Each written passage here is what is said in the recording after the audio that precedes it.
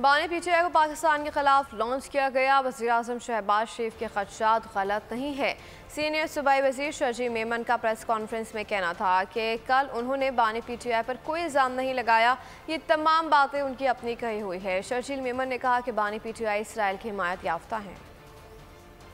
یہ وہ پاکستان کے جو نامور ہستیاں ہیں، انہوں نے عمران خان کے بارے میں اس کی لانچنگ سے پہلے کی یہ پیشن گوئیاں کی تھی کہ اس کو کوئی ملک لانچ کرنا چاہ رہے ہیں اور اس کا مقصد پاکستان کے خلاف ہے۔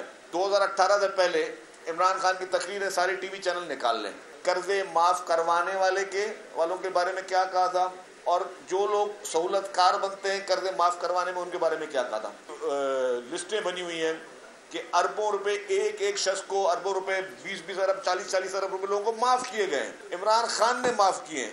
آپ ڈاٹس ملائیں گے تو آپ کو پتہ چل جائے گا کیا ہے کہ لوگ آئیں، وہ پریس کانفرنس کریں، وہ بتائیں کہ ہاں بھارت سے اور اسرائیل سے عمران خان نے فنڈنگ لی تھی۔ دیکھیے پی ٹی آئی اس وقت بہت بڑے کنفیوژن میں ہے اور میری اطلاع یہ ہے کہ یہ پرسنل اکاؤنٹ ان کا اڈیالہ جیل میں آپریٹ ہو رہا ہے کہ یہ شخص کس نہج تک پہنچ گیا ہے کہ اپنے ہی ملک کے اداروں کے خلاف، اپنے ہی ملک کی فورسز کے خلاف، اپنے ہی ملک کے خلاف، اپنے ملک کے شہداء کے خلاف کس حد تک گھناؤنی سازش یہ شخص کر سکتا ہے۔ سبسکرائب کریں اور بیل دبائیں تاکہ کوئی خبر رہ نہ جائے۔